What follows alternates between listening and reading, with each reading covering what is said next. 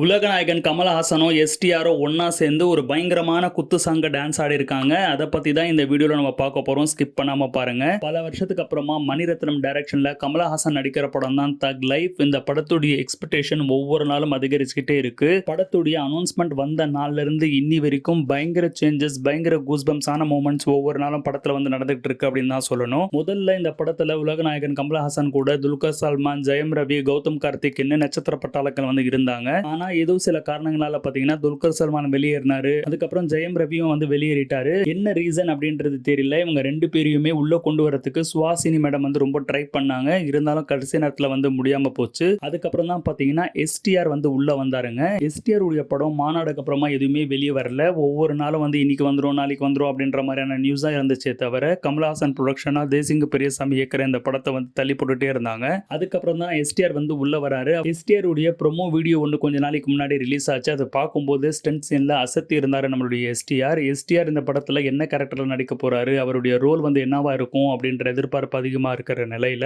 இப்போ பாத்தீங்கன்னா எஸ்டிஆரும் உலகநாயகனும் ஒன்னா சேர்ந்து ஒரு டான்ஸ் பர்ஃபார்மன்ஸ் பண்ணிருக்காங்க. அதுவும் பயங்கரமான குத்து சாங்கு. படத்துல இது ஒரு மிகப்பெரிய ஹைலைட்டான இடத்துல வந்து வரும் அப்படின்னு வந்து சொல்றாங்க. எஸ்டிஆர் எப்படியாப்பட்ட டான்சர் அப்படின்றது தெரியும். உலகநாயகன் கமலஹாசன் டான்ஸ்னாலே பிச்சு உதிருவாரு. இவங்க ரெண்டு பேரும் ஒன்னா சேர்ந்து ஒரு டான்ஸ் பர்ஃபார்மன்ஸ் பண்ணிருக்காங்கன்னா அது எந்த மாதிரி இருக்கும் அப்படின்றது பாருங்க. ஏற்கனவே விக்ரம்ல பாத்தீங்கன்னா உலகநாயகன் பத்தல பத்தல அப்படின்ற சாங் வந்து டான்ஸ் ஆடி இருந்தாரு தர லோக்கலா. இப்போ எஸ்டிஆர் கூட சேர்ந்து உலகநாயகன் பண்ற இந்த டான்ஸ் பர்ஃபார்மன்ஸ் பயங்கரமான தர லோக்கலா இருக்கும்ன்றதுல சந்தேகமே இல்ல.